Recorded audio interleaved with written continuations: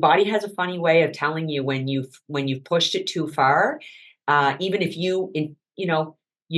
but you're not willing to face it, your body will say, "Hey, it's time to pump the brakes and focus on you."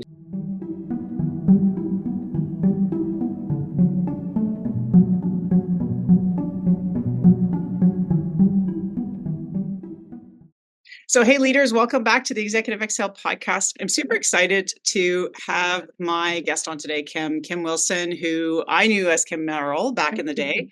I'm thrilled to have her today. We go back to our high school era together, so quite a few years ago now. Her family moved away from where we lived and grew up to Moncton, and she's stayed and put roots down and has really blossomed and grown her career there in Moncton, New Brunswick. For those who are not from Canada, it's in Canada.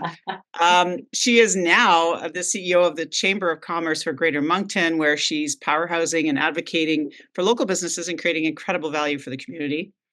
With over 28 years of leadership experience across advocacy, stakeholder engagement, communications, and human resources, she's made an impact in numerous industries and numerous places. Her commitment to community has been unwavering. She served on the Greater Moncton Romeo Leblanc International Airport Authority for 9 years, including as chair for 2 of those years.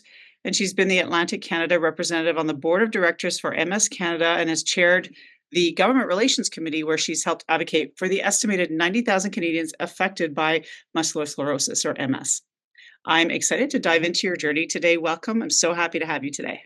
So happy to reconnect with you, Tammy. Thank you for having me.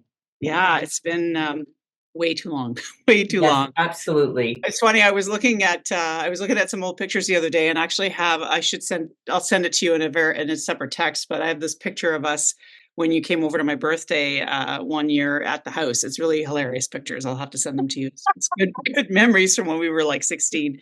Absolutely. I always love to start with the guest's journey when we do this, so folks can get to know you a little bit and get a sense of who Kim is as a person. It's a big question, Yeah. but you've had such an interesting career, and you've had a journey from high school to now Yeah. as CEO. What might be some of those pivotal moments in your life that has gotten you to where you are now as a person? And it's a great question. And as in my 50s now, I find myself reflecting a lot about my journey, both professionally and personally. Certainly, I think we get, more nostalgic about things as we learn and develop. So when I moved to Moncton from Aylmer, Quebec at the time, which is all now Gatineau, in Yeah. '88, finished out high school here. I set off on a journey took me to Europe for a year, and I started university here in Moncton, in the healthcare field, and then quickly realized in my second year that I wasn't suited for that, and as my adult children would say, I would have been too bossy to be in that field. So I pivoted to take a communications public relations degree in Halifax. So Halifax is 2.5 hours from Moncton, bigger city. Loved living there. So did my studies there, and what brought me back to Moncton, because I was like many students, you leave home, I'm like not coming back. I'm, bigger, brighter, better things. And I met my now husband 30 years ago, and we've been married 28 years. So it brought me back because he's a teacher here in Moncton. And so we made our life here. So, I was able to raise my children. I have 2 adult children, 26 and 23, a son and a daughter, and have my mother-in-law and my parents nearby as I was raising children, which wasn't a luxury that my parents had, because we're from Atlantic Canada, but we moved to the Ottawa region for my dad's career and spent 10 years there. So my parents didn't have that luxury. So I didn't realize at the time what a great luxury that was to have family so by to support for the little and the big things. So I began my career in '96 in the telecom space, and I was hired as a management trainee out of my public relations degree. And I spent close to 11 years with telecom. And then I was able to move into a new position in the gaming space, which was in the area of social responsibility. It was quite a new concept. It was an area that I was really intrigued about, because for me, community is at the heart of everything. It's always been a passion of mine, whether I'm volunteering, in any capacity with charity organizations or with kids organizations like Junior Achievement. coming, I feel from a place of privilege, meaning I had a good upbringing. I always had two parents, supportive network. If I can be of any assistance in mentoring or supporting others that may not be as fortunate as I was to have that, that was always been a focus. So that job I was in for close to, again, to 11 years.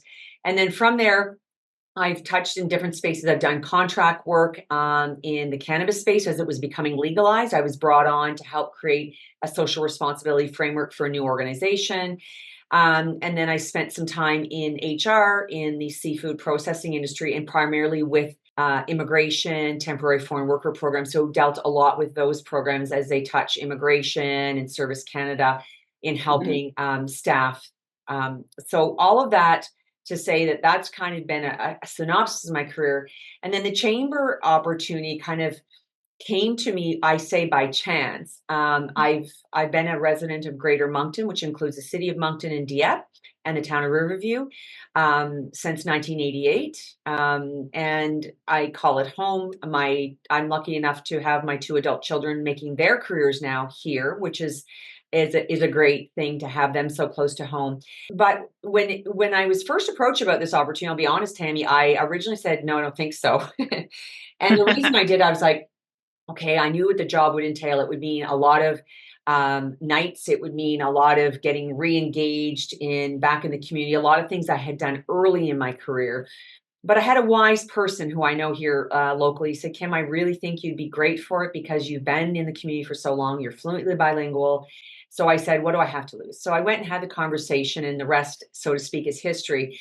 And I've been in the job. This is week 8. Mhm. And it is, I would say, out of my 28-year career, it is the busiest, probably the busiest position I have ever had, meaning there's so many demands on your time from members, the media, government, all walks of life.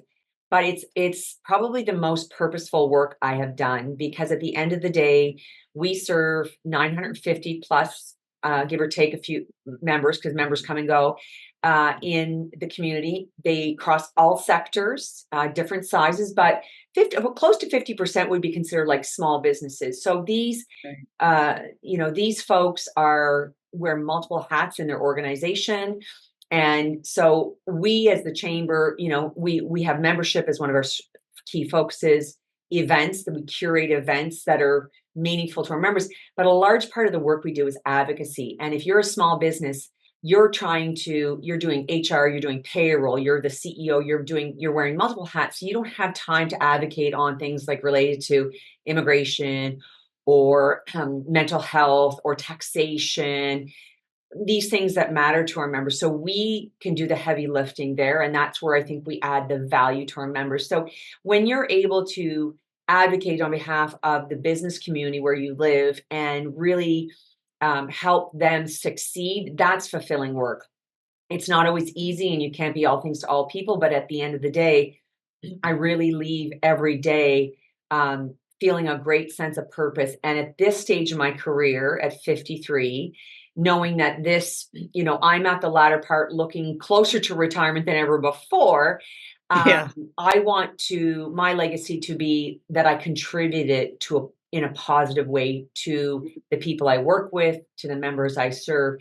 And this position is really giving me that opportunity to make an impact, to be part of my legacy. I always say my legacy is, what I look for now at 53, when I did 25 coming out of the workforce, very different. And I think that's Yeah. all about personal evolution and growth. How I look at things is completely different. And for me, it's just knowing that somewhere I made someone feel good, whether it's someone that's on my team or someone in the community, I help them in some way, shape, or form. And if that's the legacy I leave from a professional perspective, then I will be happy. See, the thing I love about that is everything you spoke about really resonates in the sense that you are highlighting your personal values in everything that you've just stated. You know, you value community, you value advocacy, you value contribution. And what's really cool is the job that you're doing now aligns with those values in a very powerful Right. way, Yes, right? absolutely. Yeah. Because if it's one thing that I see in my leadership, my executive coaching leadership clients is a lot of times when they're feeling a lot of stress, feeling disempowered, it's because the work they're doing doesn't necessarily align with their values. They're out of alignment with what they Yeah. really should be doing. And it's part of those hard conversations around the next steps to be able to align those values. So that's amazing that you get the opportunity to do that. That's really, really, really neat that you get to do that. You mentioned advocacy quite a bit, and I'm wondering, where did that seed of advocacy start for you? Because I think there's a lot of us that would like to take on advocacy roles. It can be a little overwhelming, a little scary sometimes. So I'm Yeah. just wondering where that started for you. Where did that stem from?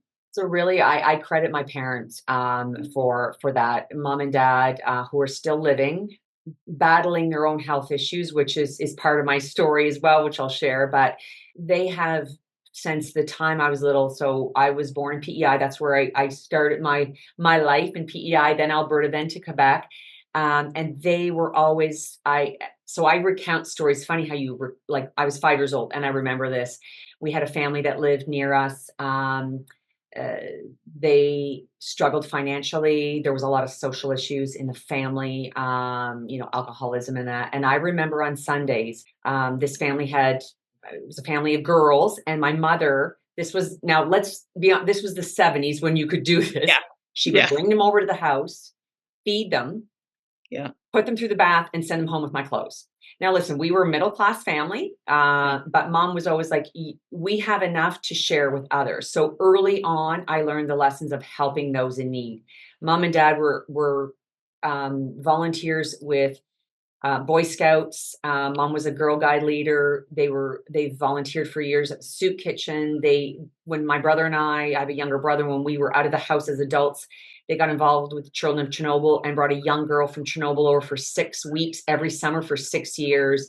My dad got a national award with the MS Canada for advocating for catastrophic drug coverage for New Brunswickers living with MS. So there was a lot of things that they've done over the course of my life that just showed, if you've got skills and you've got time to give, you give it to those in need. So I totally credit them for leading the way and giving me a foundation of community. So you've hinted a bit at your own personal challenges, and you can share or Yeah, not share what you feel comfortable with. But I think it would serve, given that this is a wellness space that we yeah, talk about wellness on this channel. It would be interesting because I've been following you for years, so I have some idea of some of what you've gone through.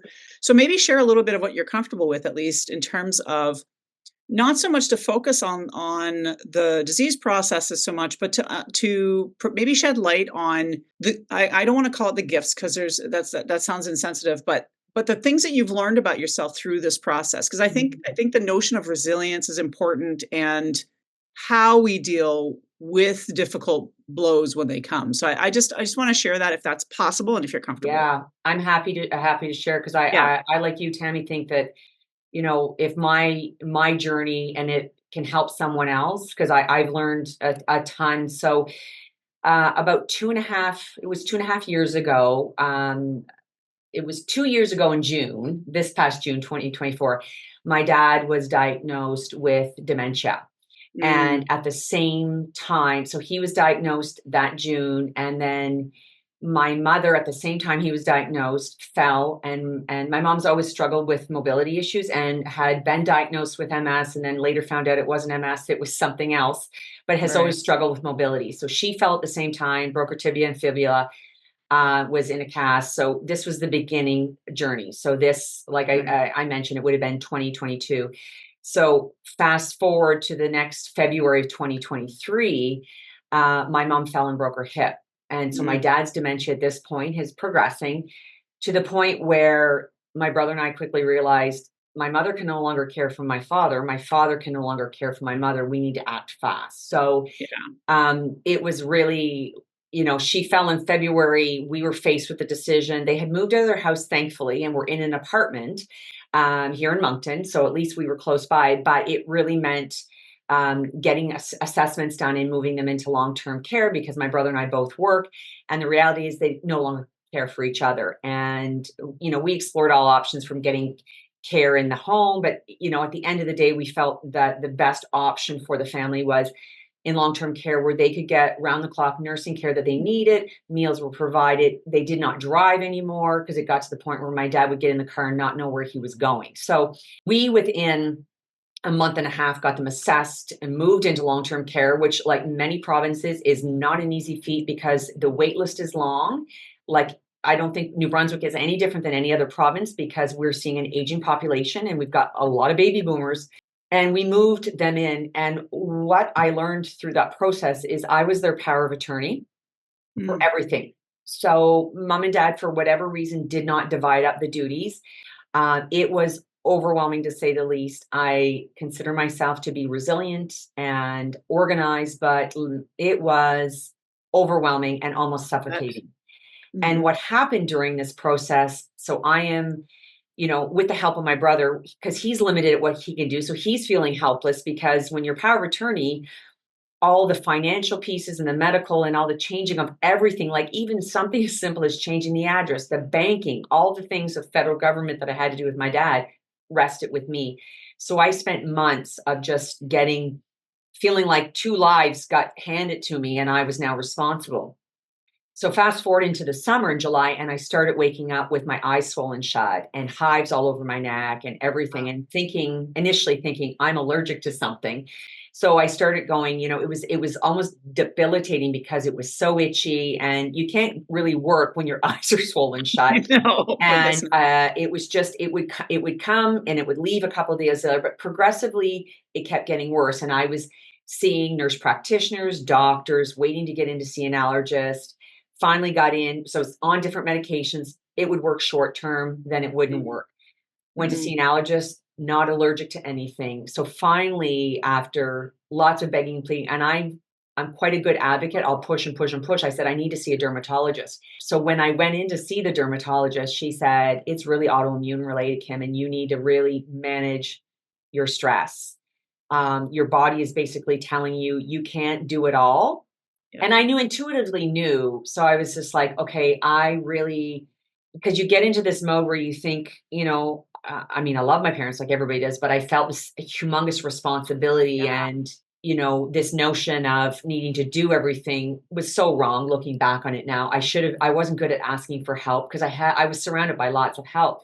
But what it taught me was if you really don't look after your own basic needs, you are zero help to anyone else. So when I got that diagnosed from my dermatologist, I went to see a naturopath. I hired a health coach. So last fall from like September, to February, I focused on internal and external. The healthy, trying to get things like gut health with my naturopath and make sure I was on the right supplements. My health coach was more, it was someone I met on Instagram, which is hilarious because you think social media, but she resides in Toronto, has a beautiful story of her own sense of loss and helped me. It was more than just, food and diet and exercise, but really about internal strength. And I really started to focus on mindfulness with a morning practice of journaling. So limiting social media and just the doom scrolling and feeding my mind with positive things. So I really focus on, I start the day off every morning journaling, snuggled up with my little 13-pound cutie patootie dog. And it's a practice for me. It's an intentional positive. So I set the day with intention and also like reading. I'm a big reader, limiting like TV, like really feeding my brain and setting boundaries with my parents. My dad's a bit of a different story. He's got dementia now. Fast forward, he's now in a nursing home because his dementia has progressed so much. We had to move him into a higher level of care at the end of September. And then unfortunately this week, and I'm trying to get emotional, we got the diagnosis that he's got advanced stages of cancer. So we are now dealing with what does that look like. Right. So I've also learned that the healthcare system, with all its flaws in every province in Canada, is not really well equipped to deal with disease coupled with dementia. There's Mm-hmm. a lot of people, I find like dementia is one of these illnesses that people aren't really familiar with or know how to handle. And I seem to be able to, when my dad gets upset, I can help calm him down, my brother and I both. And so right now he's demanding a lot of my time just because, yes, he's in a home, but we are his advocates. And as his dementia progresses, they say it's a long goodbye because each day he slips and slips a bit more. And now to see him in pain on top of this cancer that he has is heartbreaking. So the boundaries I create are really to say, I can't be everything to everybody. And and that's hard. It's really hard because you feel like you're letting people down. But I'm lucky. I mean, my husband is an incredible support. And so are my two children, and my brother is as well. So I am blessed that I have those. But it was a long journey of, if I were to look back now to 2023, I would have done things so different. I would have asked for help. I would have, been a bit more open with not, feeling like I had to do it all on my own. But I'm lucky that I was surrounded by, luckily, a bunch of strong women who Mm, really helped guide me, and get me back on the right path so that I was both physically and mentally feeling well. And so watching my parents, um, through their health journeys has really taught me that I don't have control over everything in my life health wise, but mm, I am going to do everything possible to ensure that I manage what I can. So I can manage my diet, how I move my body, what I focus on in mindset. That's what I can focus on. And that's what's important. So I've really reshifted how I look at things. And I'm grateful every day for the people that, when I reached out for the help, that I recognized it early enough in the stages of what I was going through. But your body has a funny way of telling you when you've pushed it too far. Even if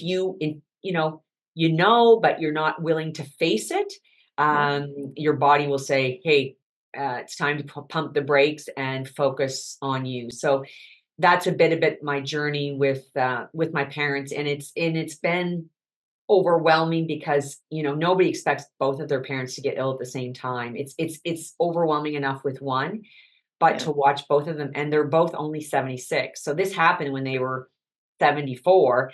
They're young, and I feel bad that this is how they're spending their retirement, but I also am learning to take the joy in the little moments with dad. So when he went to the hospital last week, he was brought there, and they called me. So of course I went right to the hospital. And when I walked through the door, he says, "Thank goodness you're here." And I thought, well, if I can be, and the paramedic said, "You can calm him right down." I said, well, it's the familiar, despite his dementia, he still knows who I am, who my brother and I are. And that was just enough to calm him down. So I do get those moments of laughter with him, with this awful illness. So I take even the small little moments to cherish. Yeah. Well, first off, I'm really sorry to hear that about your father because that is it's a hard blow when you're dealing with dementia, and then Yeah. you said you throw on, the big C on top of that, and it makes it Yeah. that much more difficult. And as they become more demented, the problem is they can't express what they need and want as Right. well, and so it becomes the role of advocacy is huge. And I remember being a nurse with palliative care clients, that was our job, was to be advocates for them when in the absence of family, when the family wasn't there, because these folks couldn't express themselves the way they would like to even. A really some really good nuggets in there. I'll share that couple things that you mentioned around daily practices of mindfulness. That's been a big factor for me in my burnout recovery, because I burned out in 21, which is why I pulled the retirement plug, working for the feds. Literally pulled everything out, literally disconnected completely. I didn't just take the pension, I pulled my pension, took 100% of it out and invested it. I wanted nothing to do with the organization. And it's not because I'm anti federal, I'm not. There's an important role for what they do. But for me, it didn't align anymore. So Right. mindfulness has been a big one. I love the notion of journaling. I have what I call a release journal. So when I'm triggered by something, I go into my release journal. It's a Google Doc I put in for myself, and I have some key coaching questions I ask myself, and I work my way through to process whatever it is I'm processing. You mentioned the notion of boundaries. Super hard to do, especially when Yeah. you're like I listen. You and I are cut from the same cloth this way. We're a type get Yes. shit done ladies, right? So and people do depend on us to get stuff done, and so the idea of setting boundaries, it almost goes against our character, you know? Yeah, and it's that Um, that that guilt that goes with it, yeah. right? It's a hard thing to it's probably been my toughest obstacle to overcome. Setting the bound It's not necessarily setting the boundaries, it's sticking to them without feeling guilty. That's the hard part. Yeah, and again, 50-year-old ladies from a time when women were raised a certain way. And Yeah. let's be honest, there's an element of gender involved in this too, right? In terms of our Yeah. expectations of what we're expected to do. I love the notion of self-care. It's not just about diet and exercise, but it's about the whole picture, being holistic about it. And the other thing I really love that you brought up that I resonates with me is the notion of controlling what you can control and letting go of what you can't. Because when I had back in 2007, when I had my boys, because I have, for those that don't know me as well, I don't necessarily share a lot about family, but I do have a daughter who's now 18, and I have two boys that'll be 17 in a week. When I had the boys, I had pretty serious postpartum depression and anxiety. And I remember one day having a complete breakdown, like a complete breakdown. I just wanted to like pack my shit and just jet, like head somewhere. And I understood in that moment, I had empathy for women in that space. But I remember thinking at that time, okay, well, I can't control how the babies are sleeping. I can't control the fact that I don't have support here. I don't have the family support that I need. My parents, God love them, could not help me for a variety of reasons. I couldn't control a lot of my life at that time, but what I could control was what I put in my mouth and how I moved my body. And so part of my recovery from postpartum at that time was to, sign up to the gym. And I think at that time I had lost like 50, 60 pounds and was running races and doing all the things because to me, that was where my control, my focus of control or my Right. locus of control was. So I love that you bring that up because there's a nugget in there for people that are watching this that maybe are struggling with their own stress or they're struggling with their own situation is rather than focusing on all the stuff you can't control, what Kim did and what I've done is you need to look at what you can control because that's where our sense of ownership and authority comes from. Absolutely. Yeah. Self-empowerment comes through that.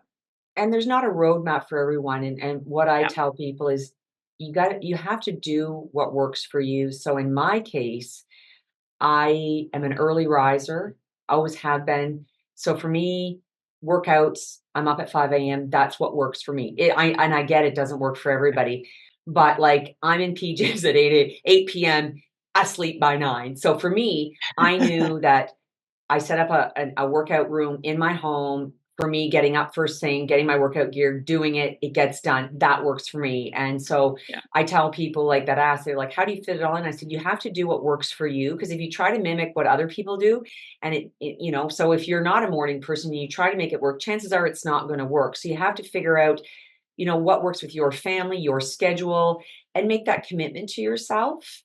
And then you're more likely to stick with it, right? Well, there's that. Plus, the other thing too, and is that what I have found is that you also have to honor your limitations, whatever they are, and not feel guilty or put pressure on yourself. Because I know for myself, with burnout, my experience, COVID, I was on a public health file, federal government. I was managing border files, the whole hotel thing, coming home from Canada in the hotel. Yeah, that was my file. It was a complete shit show. It was a complete disaster. And I did my best with it, but it was really high stress, high pressure, kind of very political work that I was doing. And it burned me out. And, I got to the point where my body just broke down. It was enough. I remember one Right. day getting off a call and having such a tight chest. I thought, if I continue, I'm going to have a heart attack. And into context, I had already at this point in the response, 12, 14 months in, I'd already gained like another 25 pounds over the 15 I had gained prior. So I'm now 40, 45 pounds heavier than I was 3 years before because of stress eating and Yeah. drinking. I was drinking a lot of alcohol at the time as a coping mechanism, flirting with addiction, and, not really coping. And my body just broke down. I remember having to call my doctor because I was bleeding. I'll just spare you the details. But I ended up going for an emergency scope because we thought, okay, that's it. I've got bowel cancer. I'm dying. Yeah. No, it wasn't bowel cancer. It was my body rejecting the stress. And it was so inflamed in my body that I was literally bleeding. And I was like, what am I doing to myself? This is crazy. Not Right. worth And it. so, yeah, it was time for different decisions at that point. Tammy, Um, I'll tell you the other thing that I have found through this whole journey, and yeah. when I had the health coach and everything, I made a decision. One weekend I said I'm just going to stay away from alcohol, just because I was feeling not great everywhere, like stomach, head, everything, and of course my face. And so what started out as a weekend has been a year and a half of no alcohol. And for me, again, it was personal choice. And I feel like mentally, the most clear I've ever felt and just really present. So for me, again, it was a personal decision. It morphed in, it was never my intention to just give it up forever, but it's worked for me and it's really helped. And then the last thing I'll say on that is that the other thing that I had control over is who I surround myself with. And that Yeah. is so huge. Like, Yeah. I want to live with intention and authenticity, rooted in respect and honesty. So I learned who deserves a seat at my table and who will never sit at it again. And Yeah. that meant some goodbyes. And there's this quote Amen. I saw.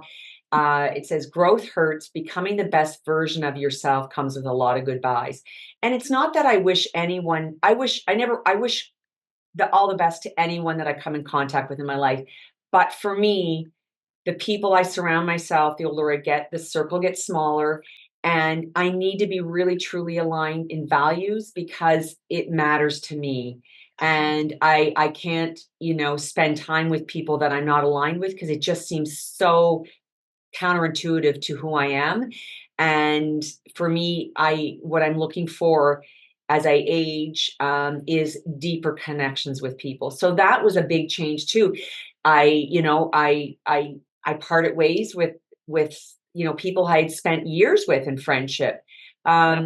And by chance this summer, I took up golf and absolutely loved it and found this amazing community of women that I didn't even know existed. So there's always these nuggets when you least expect it. You just need to be open to new things. And for me, that was the missing piece for me about the friendships. And I've had some friends that I've been friends with, like people like you, Tammy, my whole childhood and into my adulthood.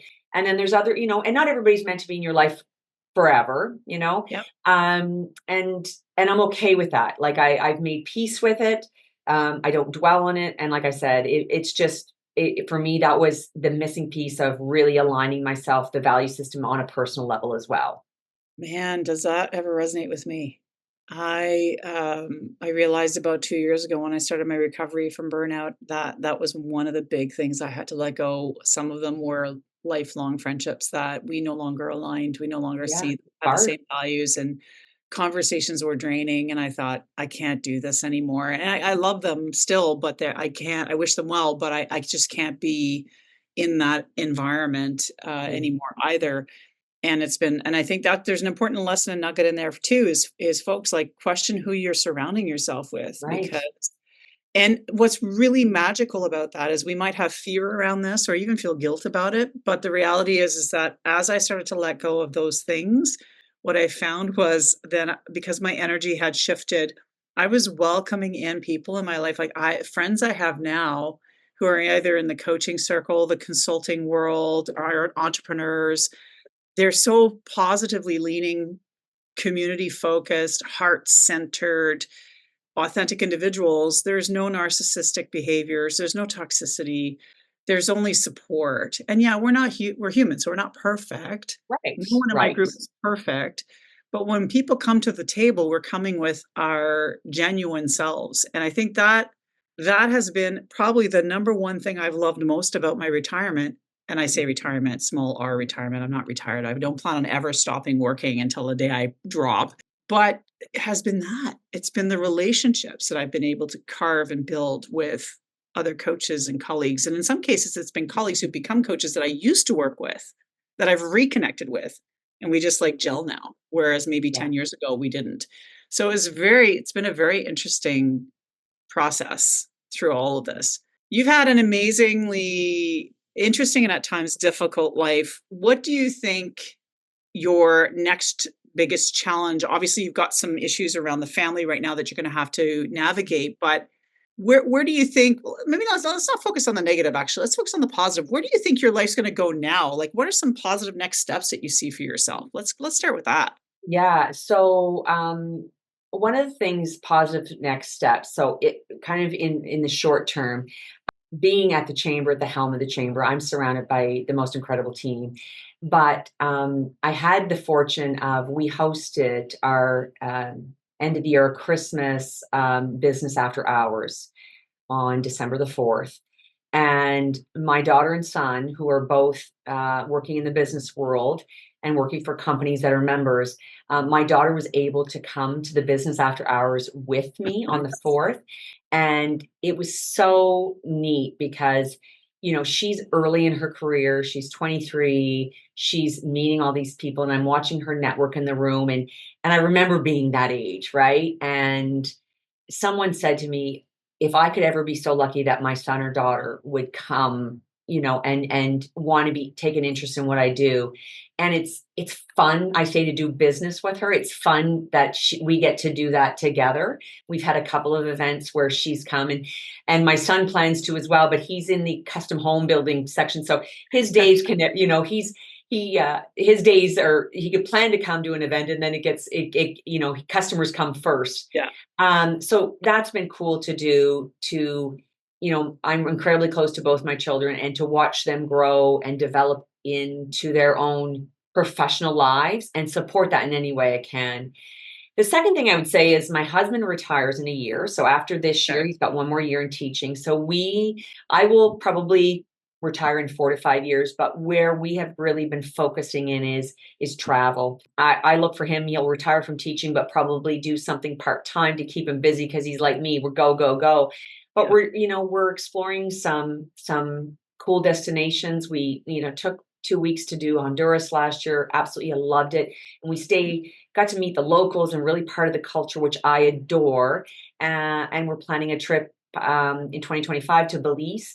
So we're taking the time now that we are empty nesters to kind of, reconnect him and I to travel and do all the things that we want, because we realize that right now we're both really healthy. We have that gift to be able to go and take advantage of seeing the world. So that it really excites me, that this new chapter of, there's so many places I want to see and so much I want to do. I still have a lot to give in my professional life. I am a lifelong learner, and I'm learning every day in this new job that I feel blessed to do. And I think that always challenging ourselves to increase our knowledge and our skill sets is what keeps us vibrant and engaged and contributing. And I think it keeps the mind sharp as well. So for me, there's a lot of positivity despite the challenges that I'm facing right now. I am very lucky that I have a network of great support here at work, great support of female friends who are, there if I need anything and are checking in on me. And then I have a really sound family network. So I do feel really blessed and kind of open to all the opportunities. And I really would say in the last year, really been open-minded to trying something new. I took on golf, never golfed before, loved it, met incredible people, learned a new skill. I'm even doing pickleball on Monday nights, Tammy. I'm doing it all, right? So I'm ready for Florida. I'm ready for pickleball courts in Florida, right?